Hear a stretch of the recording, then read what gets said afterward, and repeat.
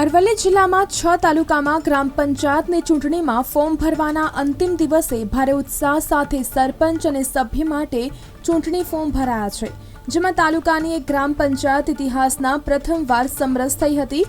મોડાસા તાલુકાની બાલ ગ્રામ પંચાયત 1983માં અલગ થયા બાદ પ્રથમ વખતે સમરસ થઈ છે, જેમાં મનીષાબેન વાડલને મહિલા સરપંચ તરીકે નક્કી કરવામાં આવ્યા હતા। ખાસ કરીને ગામડાની સરકાર બનાવવા માટે ચૂંટણી નહીં યોજી ખોટા ખર્ચથી બચવાનો પ્રયાસ કરવામાં આવ્યો હતો।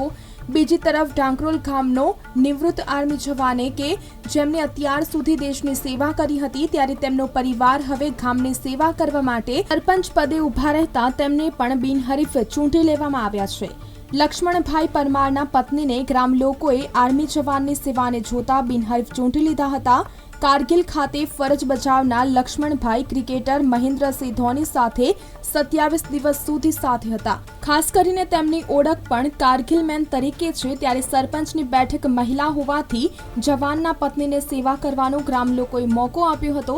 જિલ્લામાં 216 ગ્રામ પંચાયતમાંથી વધુમાં વધુ પંચાયત સમરસ થાય તે દિશામાં પ્રયાસો છેલ્લા સમય સુધી જોવા મળ્યા હતા। ઢોકરોલ ગામ વતીથી જે અમારા ગામમાં જે સમરસ થયું એ બદલ ઘણા પ્રશ્નો પણ ગામના છે।